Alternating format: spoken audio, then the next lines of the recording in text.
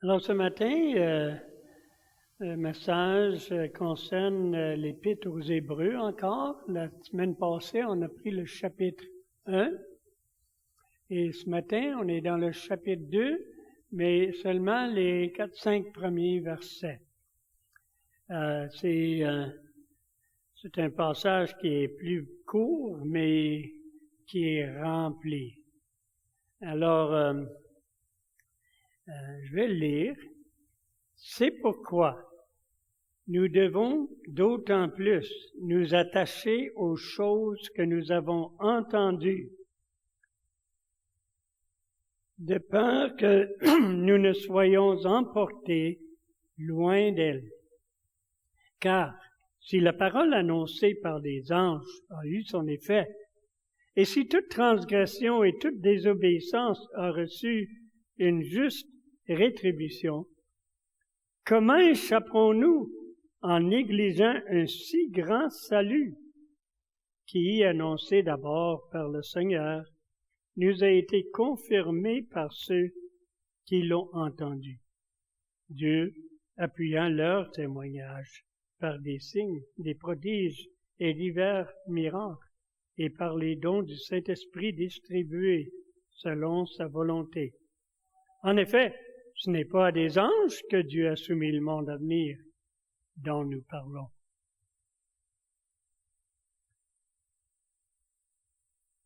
Comment échapperons-nous en négligeant un si grand salut? Vous savez, la négligence, ça peut être dangereux, n'est-ce pas? Dans tellement de domaines. On peut changer le diapo, là. Mais la négligence, avec la négligence, il y a tout un danger. Par exemple, imagine qu'on néglige sa maison. Je connais quelqu'un près de moi qui néglige sa maison énormément. Et puis, quand cette personne-là, un jour, on ne sait pas combien d'années avant, décide de vendre sa maison, au lieu d'avoir doublé ou même peut-être triplé en valeur, il risque même d'en perdre la valeur. Et pas seulement ça, en négligeant des choses de sa maison, les choses se vont en se débilitant, d'avoir des réparations obligatoires simplement pour pouvoir vivre dans la maison, qui vont coûter extrêmement cher. On sait tous quel est le danger, n'est-ce pas, quand on néglige une maison. On peut négliger une cour. Les conséquences sont un peu moins pires, là. Beaucoup moins pires. Mais on peut négliger une cour. Et qu'est-ce qui arrive? On finit par avoir une cour jaune. Alors, il y en a qui veulent une cour jaune. C'est correct, ça. Des pissenlits. Mais, ou d'autres mauvaises herbes. Ou peut être rempli de verre blanc. Ça fait dur dans ce temps-là. On a un problème de verre blanc chez nous. C'est un problème, je pense, qui vient d'avant qu'on y était. Très, très difficile à débarrasser. C'est pas une bonne idée de négliger la cour. On peut négliger le jardin potager. Alors, des petites créatures se mettent dedans, des mauvaises herbes vont dedans, et puis les choses pour produire des légumes réussissent pas à pousser parce qu'ils sont étouffés. Si on néglige le jardin potager. Lise, elle, un jardin potager, elle le néglige pas. Heureusement, c'est Lise et pas moi. Parce que Lise n'est pas négligente. Mais, ce serait problématique. On peut négliger sa santé. Ah, c'est pas grave. Je vais manger ce que je veux. Ah, laisse faire ce que le docteur dit, là. Écoute, j'en ai assez des médecins, là, puis j'en ai assez des médicaments, puis laisse faire, oublie ça. on peut raccourcir sa vie de beaucoup, ou on peut tomber dans des maladies qui finissent par nous rendre vraiment misérables, nous empêchent totalement de faire ce qu'on veut.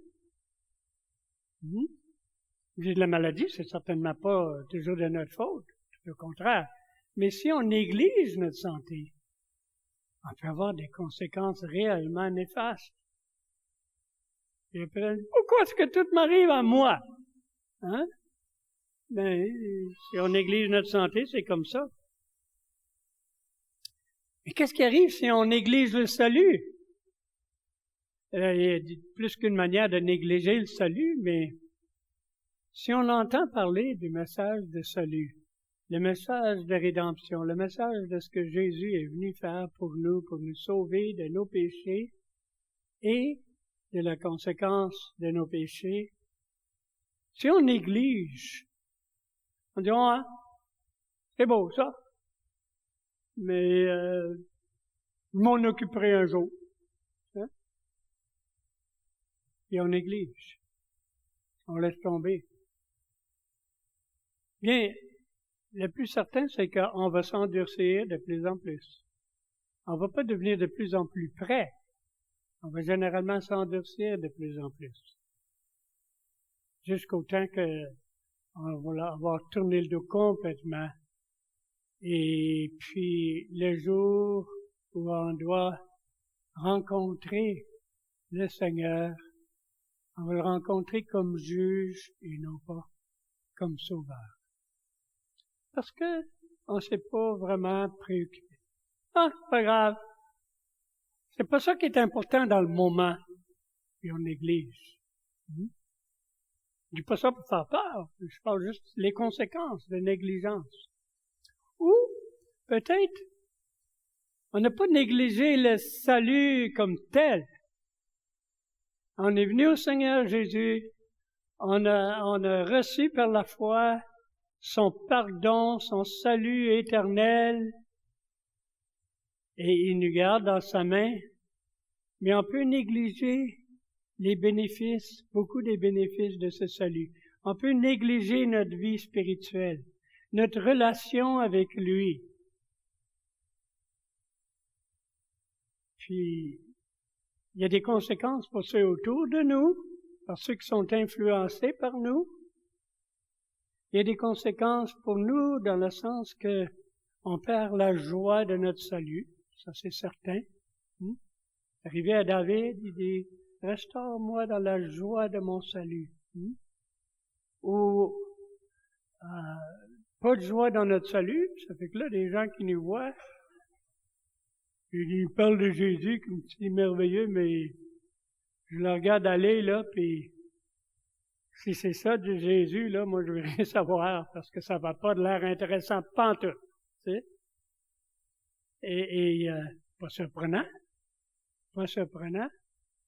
On néglige notre vie spirituelle, on néglige notre relation avec Dieu, et puis on n'a réellement pas la joie de notre salut. On ne démontre pas le fruit de l'esprit. Peut-être on montre quelques-uns des fruits de l'esprit, mais la Bible ne parle pas des fruits de l'esprit, ça parle le fruit de l'esprit. C'est un fruit complet. Alors, je ne veux pas aller dans ça ce matin, mais c'est juste pour dire qu'il y a une différence entre le fruit de l'esprit, qui est l'amour, la joie, la paix, etc., là, et puis les gens pensent aux les fruits de l'esprit, comme si, moi, je vais avoir la paix, parce que c'est une personne qui est naturellement paisible. Ça n'a rien à voir avec l'esprit. La joie, il y en a des gens qui sont, tu sais, toujours le grand sourire, mais ça vient pas de l'esprit nécessairement, là, c'est juste leur nature. Alors, faisons attention à ne pas négliger notre vie spirituelle. Ça, c'est juste l'introduction que je donne là. Pas le message. Mais c'est la négligence. Je veux juste mentionner le problème de la négligence. On va rentrer un peu en plus de détails maintenant. Mais pour détruire, on n'a pas besoin de rien faire. Savez-vous ça? Si tu veux détruire quelque chose, tu n'as pas besoin de rien faire. Il s'agit simplement de rien faire. Ce qui est détruit, c'est ce qu'on ne fait pas. Il y a un proverbe, je n'ai pas été chercher, mais je sais que dans les proverbes, il parle de celui qui néglige, ou qui paraît aussi, il est frère de celui qui détruit. Voulant dire que ça va ensemble. Ça vient juste de me sauter à l'esprit, ça. Alors, la première chose que je veux souligner ce matin, c'est qu'on ne doit pas négliger ce salut parce que c'est tellement grand. C'est si grand. Quelque chose qui est grand comme ça, là, ne doit pas être négligé. T'as beau négliger ta maison, même si c'est important, là, mais tu négliges ta maison, c'est une chose, tu négliges ta cour, le jardin, même ta santé. Je ne recommande pas ça du tout. Mais c'est une chose, négliger ces choses-là. Mais le salut, c'est infiniment plus grand que toutes ces choses-là. Et c'est pour ça que ça se néglige pas. Ça se fait pas, ça, négliger le salut. Un prédicateur gallois qui prêchait à une foule de non-croyants, il a commencé son sermon en disant « Mes amis, j'ai une question à vous poser. » Et j'ai pas la réponse. Et vous n'êtes pas capable d'y répondre non plus. Le diable peut pas y répondre. Et si un ange du ciel était ici, il serait pas capable de répondre non plus. La question est ceci. Comment échapperons-nous si nous négligeons un si grand salut? Comment échapperons-nous? Quelle autre possibilité? En réalité, une grosse partie de l'Épître aux Hébreux nous emmène à ça. C'est dans le chapitre 6 et chapitre 10, des passages que beaucoup prennent pour penser qu'on peut perdre le salut qu'on a. Mais en réalité, le but de ces chapitres-là, c'est pour nous dire, écoute, là, si tu veux tourner le dos sur le salut, il n'y a pas d'autre chose, il n'y a pas d'autre moyen, il n'y a pas d'autre solution. Sans le salut que Jésus a donné, là, sans Jésus-Christ, t'es faite. Alors, l'auteur des Hébreux était préoccupé parce que il y avait beaucoup de gens qui venaient à l'Église, qui allaient à l'Église, qui avaient comme supposément abandonné le judaïsme à moitié, qui avaient trouvé que, ouais, ça fait du bon sens, le christianisme, mais peut-être qu'ils voulaient mélanger des choses, je sais pas, mais ils n'étaient pas prêts à réellement rendre leur vie pleinement à Jésus-Christ. Ils faisaient une profession. Ils faisaient une profession. Mais réellement, ils n'étaient pas venus à Jésus. Ils étaient venus à une nouvelle religion. Alors, il dit, écoute, là, sans Jésus, t'es faite. Néglige pas. Quand nous considérons l'incarnation, quand nous considérons l'humiliation, la souffrance, la mort de Jésus-Christ sur la croix, et quand nous considérons sa résurrection glorieuse, son exaltation au ciel, à la droite du Père, il n'y a rien de plus grand que ça. Il n'y a rien de plus élevé que ça. Osons-nous négliger un si grand salut? C'est pour ça que même ceux qui sommes enfants de Dieu, nous avons besoin de plonger nos regards continuellement dans ce salut. étudié, on appelle, les théologiens appellent ça la sotériologie, c'est-à-dire l'étude du salut. Tu sais, on pense le plan du salut, c'est 1, 2, 3, 4, prie, c'est fait. Tu sais, le salut est beaucoup plus profond que ça. Très simple à venir à Jésus. Okay? Il n'y a pas de complications pour être sauvé, là. Jésus l'a tout fait pour toi. Mais plongeons nos regards dans ce que Jésus a fait. Wow! On peut passer toute une vie, même on va passer une éternité à être émerveillé par tout ça réellement. Alors, très simple pour recevoir le salut. Super compliqué à tout comprendre. Peut-être un jour, dans l'éternité, je vais vraiment comprendre mon salut. Peut-être. Mais je vais être constamment émerveillé. N'est-ce pas? C'est pour ça que les théologiens font des années d'études dans ce qu'ils appellent la sotériologie, l'étude du salut. À penser que ton salut était si important, ton salut personnel était si important pour le Créateur qu'un des membres de la Trinité allait devenir éternellement homme dans le but de rendre ça possible. Ça veut dire, honnêtement, ça c'est une des choses que je comprends pas, là. Et puis, dans l'éternité, je me demande est-ce que je vais finir par vraiment comprendre. Et j'en suis bouche bée. J'en suis bouche bée.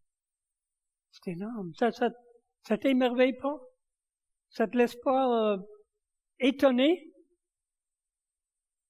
Ça fait quoi, depuis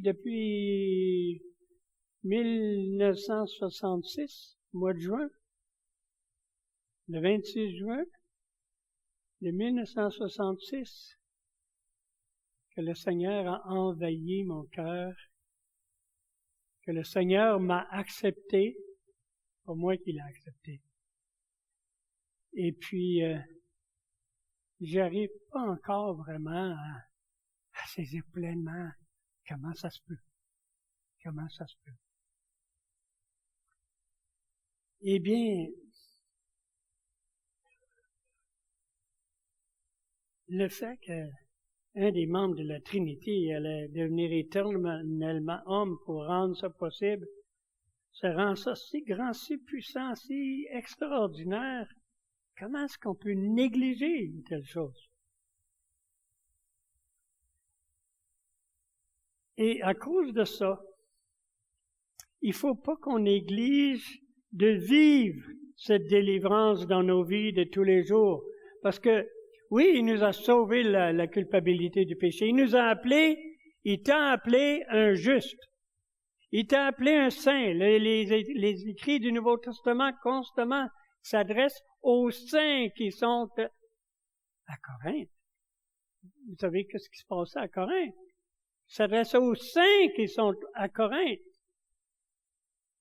Les Galates, tout mêlés dans la doctrine du salut, tout confus. Aux saints. Les saints. Aux saints qui sont ici à Drummondville. Wow! Alors, Lise et moi, on a passé proche d'être parmi les saints qui sont ici à Drummondville, vous savez ça? Quand on se demandait où venir pour notre retraite, on avait pas mal fixé sur Drummondville. Mais là, on a appris que notre fille Annie, célibataire, avait adopté un petit enfant du Vietnam. Et puis, on s'est dit, elle va avoir besoin d'un coup de main. Fait qu'on est allé à Sherbrooke. Le Seigneur l'a voulu ainsi. Mais c'est correct parce qu'on est parmi les saints à Sherbrooke. Mais c'est quelque chose. Hein? On a même Saint-Pierre ici, là.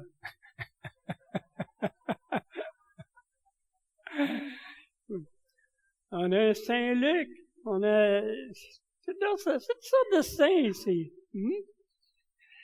Puis il y a des saintes aussi, hein? Je veux dire, alors, c'est quelque chose vraiment d'y penser. Alors, nous sommes appelés à vivre cette sainteté, de vivre cette délivrance qu'on a eue. Parce que s'il nous appelle déjà saints, c'est parce qu'il tient à ce que nous vivions dans une sainteté. S'il nous appelle libérés, il tient à ce que nous vivions dans une liberté. S'il nous appelle justes, c'est parce qu'il tient à ce que nous vivions une vie juste. Pas dans le but d'être appelés justes et saints et libérés, mais pour en profiter,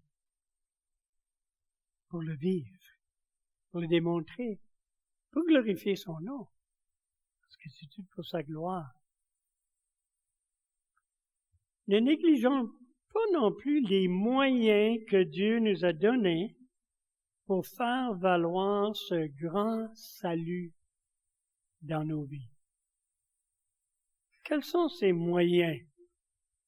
Parce que Dieu nous a équipés, il nous a donné le salut, il nous a donné son Saint-Esprit pour vivre en nous, vivre à travers nous,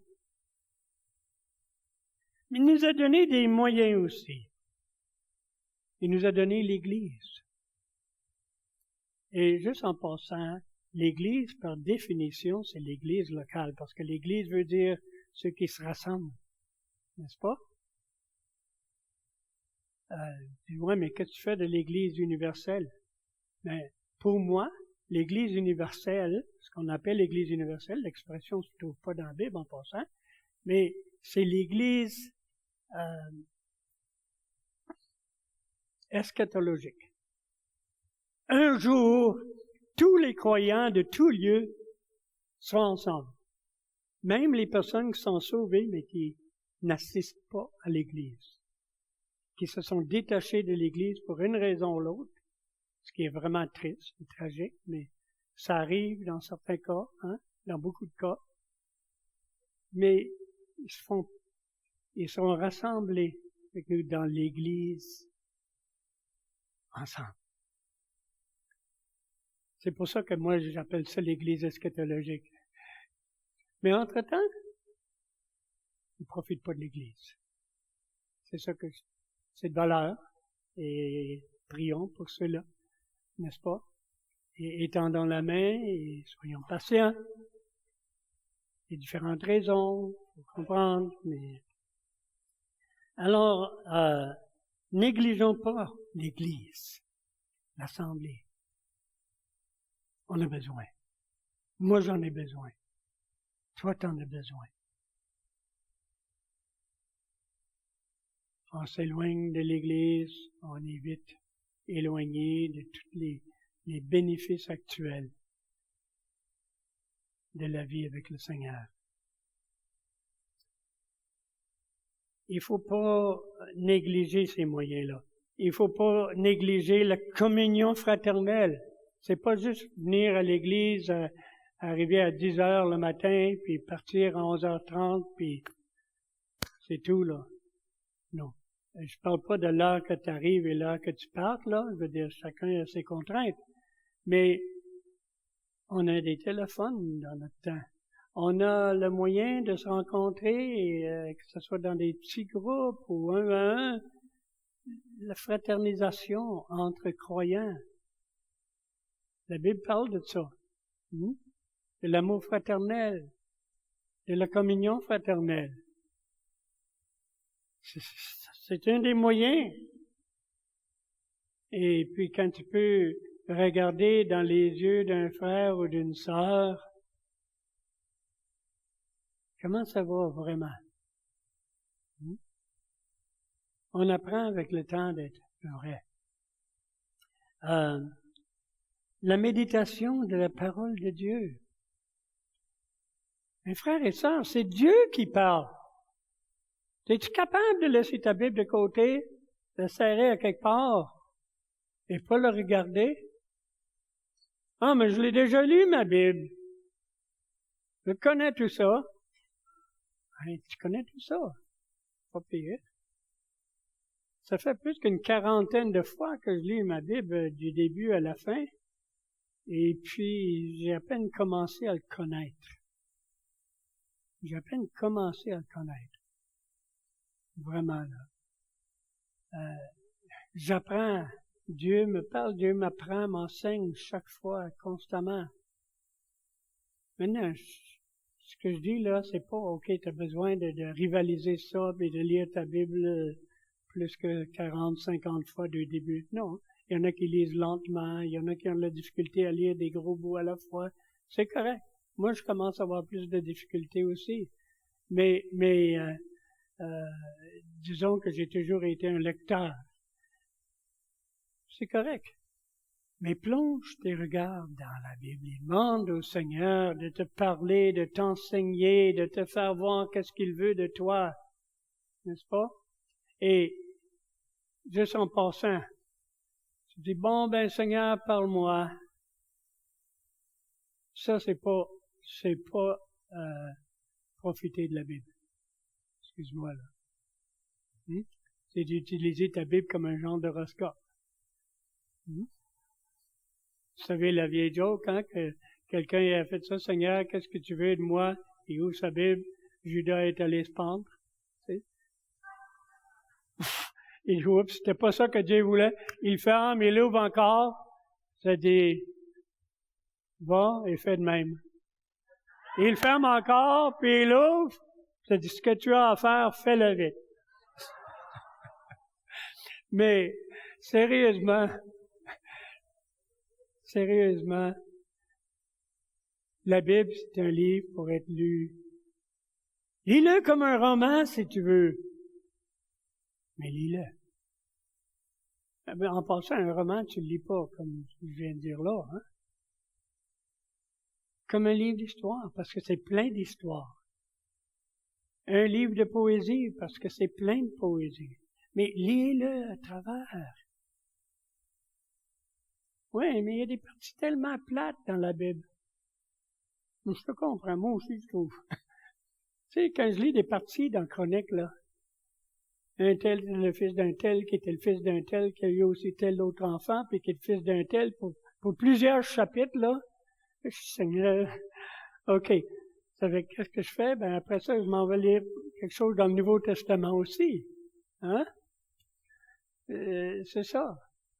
Un an, j'ai choisi de simplement concentrer sur les psaumes pour cette année-là. Mais j'étais content à la fin de l'année, j'ai dit non, il faut que je recommence à lire ma Bible d'un bout à l'autre, là. Et puis,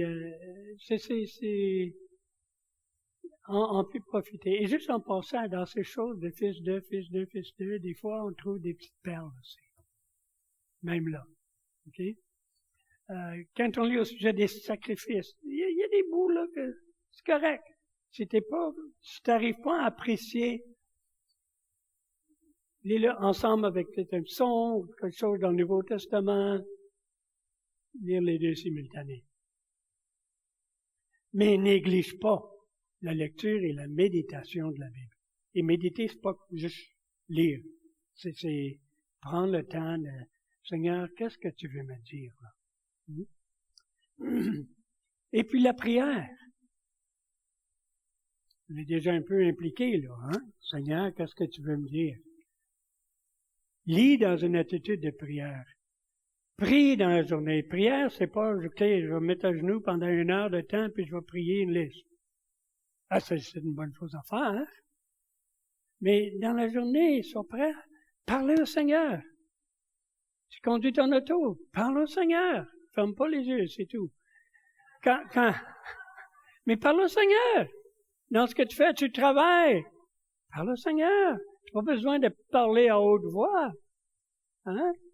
Mais dans ton cœur. Parle au Seigneur. Parle de tes choses. Merci Seigneur, j'aime bien ça. Oh Seigneur, si tu veux, j'aimerais ça que ça sorte un peu comme ça, là, tu sais. Parle des choses banales avec le Seigneur. Parle des choses grandes et importantes avec le Seigneur. Et n'oublie pas de méditer l'œuvre de Jésus-Christ pour toi. Alors, néglige pas les moyens que Dieu a donnés. Et il ne faut pas non plus négliger de faire connaître aux autres ce si grand salut. Mes yeux ne sont pas assez bons pour voir l'horloge, là. C'est mieux de faire attention, hein. Je ne veux pas négliger de terminer ce matin. Mais négligeons pas de faire connaître aux autres ce si grand salut. Parce qu'ils en ont besoin aussi. Et en plus, bien, ça glorifie Dieu. Ça glorifie Dieu.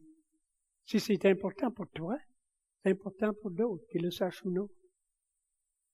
Ça ne veut pas dire d'aller quelqu'un qui veut rien savoir, puis tu t'envoies y cogner sa tête, comme un gars qui a fait avec sa femme, là. Il a cogné sa tête littéralement avec sa Bible. Mais non. C'est pas d'aller puis dire non, mais là, il faut que je te le dise, Je veux rien savoir. Il faut respecter. Dieu fait son œuvre en son temps. Mais l'ange des pères cherche l'opportunité et est prêt à partager.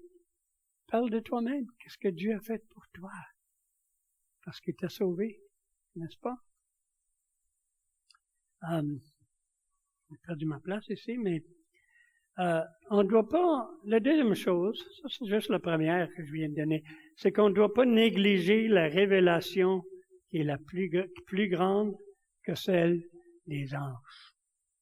La révélation de Dieu en Jésus-Christ, la révélation de notre salut est plus grande que celle des anges.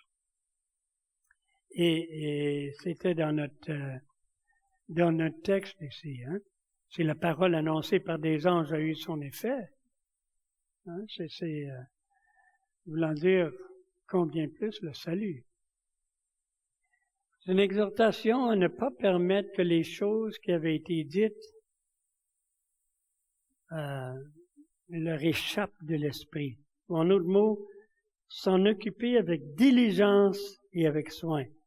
Et l'argument, c'est que ce qui a été dit par les anges sous l'ancienne alliance, mais ça méritait l'attention. Ça méritait l'attention. Un ange vient de parler, tu vas y faire cas, non? Mais combien plus on devrait porter attention à ce qui nous a été apporté par le Fils de Dieu. Par un des membres de la Trinité. N'est-ce pas? Combien plus? Dans l'Ancien Testament, celui qui transgressait la loi ou qui la désobéissait, souvent en l'ignorant, était sévèrement puni. Quelquefois par les hommes, quelquefois directement par Dieu lui-même. Mais ici, il y a beaucoup plus grand que la loi, qui a surmonté la loi. C'est infiniment plus grand que la loi. C'est pour ça que l'Épître aux Hébreux parle tellement que Jésus était plus grand que les anges, Jésus était plus grand que Moïse, Jésus était plus grand que Aaron, tous les sacrificateurs. Alors ici, il y avait beaucoup plus grand que la loi.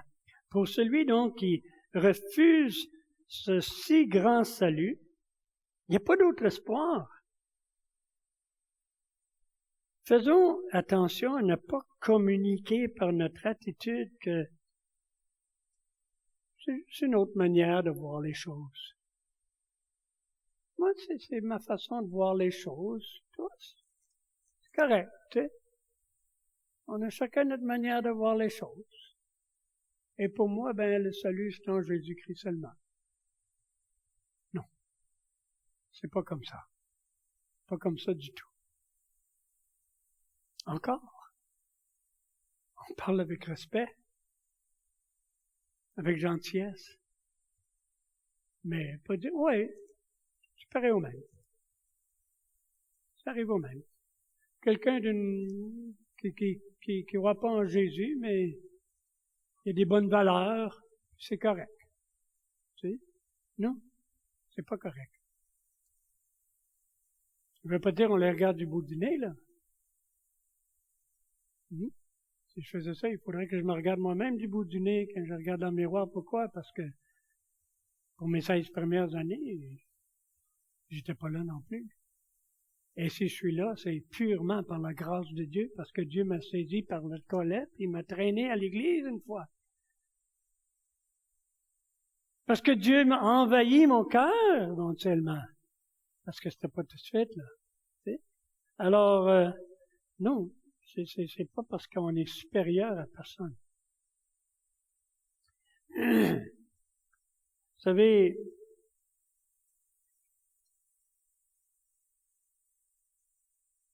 l'Épître aux Hébreux, pour celui qui refuse un si grand salut, il n'y a pas d'autre espoir, j'ai mentionné ça. Faisons attention à ne pas communiquer donc que c'est juste une autre manière de voir les choses. L'Épître aux Hébreux donne des avertissements aux chrétiens qui reculent de ce salut et qui finissent par s'en détourner. Paul dans Corinthiens et Pierre dans ses épîtres, Jean dans sa deuxième chapitre de son épître, ils avertissent aux chrétiens d'être bien certains qu'ils ont le salut en vérité. Parce que s'ils s'en détournent pour le rejeter complètement, c'est qu'ils n'ont jamais commencé. Ils n'ont jamais commencé. Pas moi qui le dis, là. Paul, il dit, examinez-vous pour voir si vous êtes vraiment dans la foi. Il dit ça dans 2 Corinthiens 13. Jean, ils sont sortis du milieu de nous parce qu'ils n'étaient pas de nous. Attention, je ne veux pas être quelqu'un qui arrête d'assister à l'Église, là, mais qui tourne son dos sur Jésus-Christ complètement. Ils n'étaient pas de nous. Alors, c'est possible des fois que un bon chrétien qui a été exposé au plan du salut et qui a dit oui, ça fait du bon sens. Seigneur Jésus, sauve-moi. Je mets ma confiance en toi. Et qu'un jour, il dit, puf, tout ça, là, c'est de la foutaise. J'aime mieux dire ça comme les Français que de dire ça, comme on dit au Québec. Mais, avec une expression anglaise. Mais tu sais, il y a des gens qui étaient chrétiens, là, puis qui disent ça. Ils étaient chrétiens, mais pas, ils n'avaient pas connu Jésus. Ils ne connaissent pas Jésus.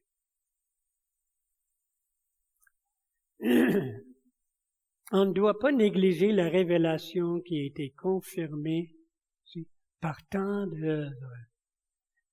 Lisons le verset 4 de nouveau. Le verset 4. Dieu, appuyant leur témoignage par des signes, des prodiges et divers miracles, et par les dons du Saint-Esprit distribués selon sa volonté. Parle du témoignage de qui? Ben, ça nous avait été confirmé par ceux qui l'ont entendu, ceux qui ont entendu directement le Seigneur. Dieu a appuyé leur témoignage par des signes, des prodiges et divers miracles. Ce sont ces œuvres, ces miracles, ces prodiges et ces signes qui ont fermé la bouche de ceux qui s'opposaient au message des apôtres. Et les actes des apôtres, là, les prodiges qui ont eu lieu étaient incontournables. Et il n'a pas dit,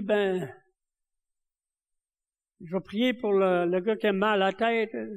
Ça fait encore mal? Ben, il me semble que ça fait moins mal. Ouais. Bon, c'est ça, c'est un prodige. Non, c'était pas des prodiges comme ça.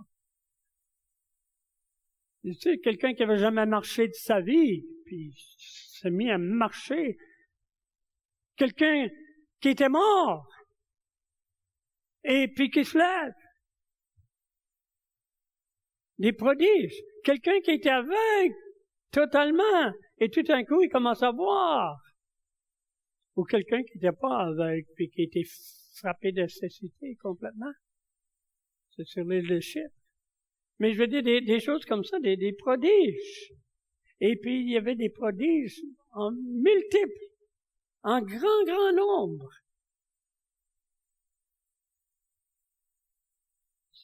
Les gens ne pouvaient pas répondre à ça. Et maintenant, c'est un fait établi de l'histoire. C'était la preuve qui a aidé à produire un effet extraordinaire en Israël, parmi les Juifs, surtout au début. Et dans le monde païen, ça a aussi eu un impact. Ça ne semble pas avoir été autant un élément d'importance que chez les Juifs, avec quelques exceptions. Et une fois qu'ils ont guéri quelqu'un qui était pas capable de marcher, et puis les gens sont tournés vers Jupiter, disaient que c'est Jupiter, lui, là, puis l'autre, je pense que c'était Mars ou quelque chose comme ça. En tout cas, de toute façon, ils les ont donné des noms de deux dieux. Et ça, c'est le problème que parmi les non-juifs, surtout, ils étaient païens, puis ils ont réagi d'une manière païenne.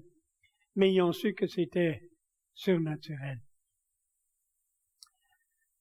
Le ministère, la crucifixion et la résurrection de Jésus sont des faits historiques. Ils ne se répètent pas, n'est-ce pas? La grande expansion de l'Évangile dans le premier siècle face à tant d'hostilité, ça nous démontre qu'il y a dû avoir des signes indéniables. Ça, c'est des faits historiques, ça, qu'on ne peut pas nier. Il ne faut pas mettre Dieu dans une boîte, pourtant. Il y en a qui disent, bon, pourquoi pas faire ça aujourd'hui? C'est-tu les hommes qui ont fait ça ou c'est-tu Dieu qui a fait ça? C'est Dieu qui a fait ces prodiges-là. C'était pas les apôtres. Mais il a agi sur parole des apôtres. Mais il n'était pas l'esclave des apôtres. Dieu n'est pas obligé d'agir tout le temps d'exactement la même façon. Okay? Dans un film basé sur le roman La Robe, il y a un centenier du nom de Marcellus. Il était mystifié en observant une femme infirme, paralysée, qui jouait un instrument en chantant des louanges à Dieu. On lui a expliqué que cette femme avait été frappée de paralysie à l'âge de 15 ans et qu'elle en était devenue très amère autrefois. Mais quand elle a connu Christ comme son Sauveur et Seigneur, elle a été transformée en une femme rayonnante de joie. Mais elle n'est pas guérie, dit Marcellus. Si Jésus était si puissant, pourquoi ne l'a-t-il pas guérie? Mais si, elle a été guérie, il répond. Oui, mais elle est encore paralysée. Mais elle a été guérie. Il y a un homme qui était paralytique, un chrétien, qui donnait des conférences à travers le monde. Il dit, je suis guéri. C'est juste que je ne peux pas marcher. Mais je suis guéri. De quoi est-ce qu'il parlait, ces gens-là? C'est qu'une guérison de cœur. Je ne suis plus ce que j'étais. Je suis une nouvelle personne. Et c'est un miracle. J'ai mis mon témoignage dans YouTube et je l'ai intitulé « Histoire d'un miracle ». Parce que c'est un miracle. Quand l'amertume et la haine a été du jour au lendemain transformée en amour. Et ça a duré. Ça a duré. C'est un miracle, ça. C'est ça qui est le miracle. Les autres choses, c'est des signes. C'est des signes. Mais le grand miracle, c'est la transformation de l'enfant de Dieu. Il y a des signes pour pour accompagner une nouvelle révélation de Dieu. Je suis pas en train de dire que Dieu ne guérira jamais de manière extraordinaire aujourd'hui, là. Oui, c'est des choses qui arrivent, mais on voit qu'il pleut pas des signes, hein, comme ça. On voit pas des paralytiques tout d'un coup commencer à sauter dans la rue, là. On voit pas des morts ressuscités. C'est pas les gens. Non, c'est correct parce que ces signes-là accompagnaient la nouvelle révélation de l'Évangile. Alors, la partie qui était vraiment importante dans ces cas-là que j'ai décrits, cette partie-là a été guérie. Remarquons dans ce texte aussi qu'il parle déjà de ces signes et prodiges comme étant déjà du passé, hein? Confirmés par ceux qui l'ont entendu, Dieu appuyant leur témoignage par des signes, des prodiges et divers miracles. Et comme je dis, Dieu n'est pas limité. Et Dieu peut faire ce qu'il veut. Et s'il veut guérir un paralytique aujourd'hui, il va guérir un paralytique aujourd'hui. C'est pas le genre de choses qu'on voit en quantité, en tout cas. Parce qu'il y avait un but particulier. Par des signes, des prodiges et divers miracles, par les dons du Saint-Esprit, tels que prendre des serpents sans se faire mal, guérir les malades, rendant des infirmes capables de marcher, ressuscitant des morts, chassant les démons et des choses semblables. Toutes ces choses étant pour la confirmation de l'Évangile qu'ils avaient prêché. Un signe, un prodige, un miracle. Ces trois choses signifient foncièrement la même chose. Un signe, c'est une œuvre merveilleuse, accomplie devant les hommes par la puissance de Dieu, dans le but de confirmer une vérité divine. Et Dieu est le seul auteur des miracles. Et ils ont été accomplis, surtout dans les débuts du christianisme, quand ils étaient nécessaires pour donner des preuves de sa vérité et d'établir des hommes. Ils étaient en grand nombre, tels que observés avant, là. Les dons du Saint-Esprit, tels que, à part les dons de guérison et de faire des miracles, des dons de prédire des choses à venir, de discerner des esprits, de parler en diverses langues, interpréter les langues, n'importe quoi. Dieu peut le reproduire aujourd'hui. Mais il y avait un but particulier dans ce temps-là. Okay? Dans 1 Corinthiens, si vous voulez aller voir, dans 1 Corinthiens chapitre 12, il décrit ces différentes choses-là. Mais c'est selon sa propre volonté, c'est écrit. Soit selon la volonté de Dieu, qui a rendu témoignage par le moyen de ses miracles et ses dons, soit selon la volonté du Saint-Esprit qui les a distribués aux hommes selon sa volonté. Le point ici, c'est que Dieu a fait tout ça,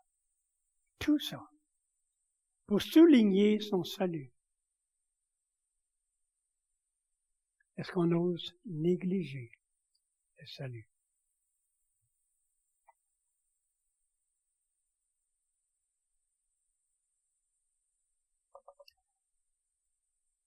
Nous sommes tous négligents dans certaines choses.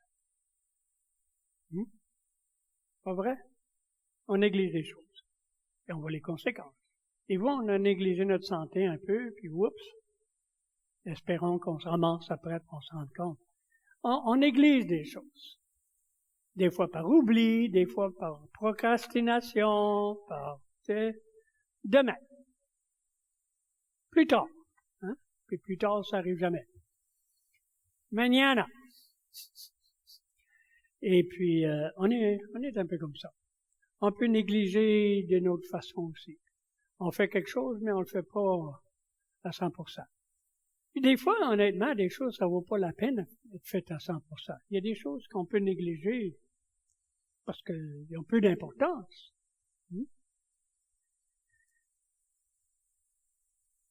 Et comme j'ai dit, il y en a qui négligent la santé, d'autres avec les finances. Wow. Moi, je néglige pas les finances, je les ai confiées à Lise. Parce que sinon, là, sinon, je serais... d'autres avec la famille, ça c'est plus sérieux, négliger sa famille, n'est-ce pas? On voit là, c'est dur. Mais une place où nous ne pouvons pas nous permettre d'être négligents, surtout, c'est dans le domaine spirituel. Cultive ta vie spirituelle, parce que c'est le domaine éternel. Toutes ces autres choses, c'est temporaire. Mais le domaine spirituel, c'est éternel. Parce que c'est l'Esprit de Dieu en toi. C'est ce qui dure. Bâtissons pour l'éternité et bâtissons bien. Négligeons pas de faire valoir ce si grand salut dans nos vies personnelles, dans notre vie d'Église, et négligeons pas de le vivre, et négligeons pas de le faire connaître. Seigneur notre Dieu, merci pour ce si grand salut que tu nous as accordé. Tu nous as tellement bénis. Et Seigneur, nous sommes si facilement négligents. Nous te demandons de continuer à travailler dans nos vies pour que nous ne négligions pas ce si grand salut. Merci Seigneur.